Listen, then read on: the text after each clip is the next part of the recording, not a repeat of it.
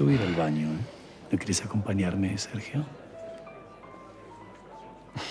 ¿No has sufrido el privilegio de que un hombre experimentado te ejecute una felación con devota maestría? ¿Eh?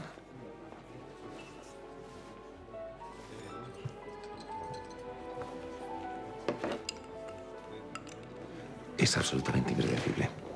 Sergio simplemente te ha propuesto una felación galantemente. Él lo Sabes sabe. perfectamente de lo que estoy hablando. Es incontrolable porque está enfermo de egocentrismo.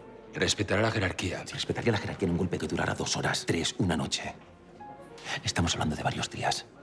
Antes sometidos a una presión infinitamente mayor. Puedo controlar a Martín. No puedes... Llevo años haciéndolo. No puedes controlarlo porque es un ególatra. Está obsesionado con el poder. Y eso significa solamente una cosa. Que si no es él quien esté al mando, va a hacer todo lo posible por conseguirlo. Le va a dar igual ejecutar, traicionar, sembrar el caos.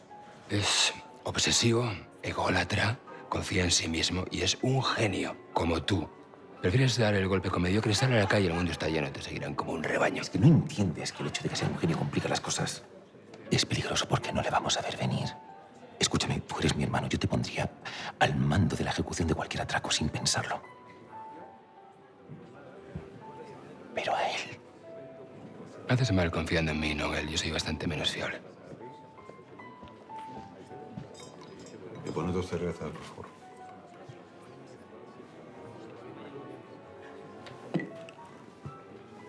Que no te dé más cacahuetes. Ya tienes el sobrepeso de un orangután. Si te ríes de mi pajarita, te estás riendo de mí. Y si te ríes de mí, vas a recordar toda tu vida este 17 de marzo, pero todavía no sabemos por qué. ¿No te parece emocionante?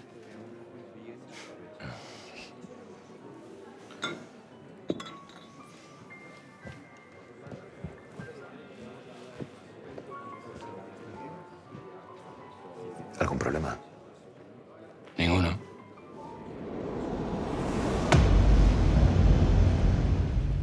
Observo huellas sobre la mayoría de la superficie. Las paredes están plagadas de planos, mapas, esquemas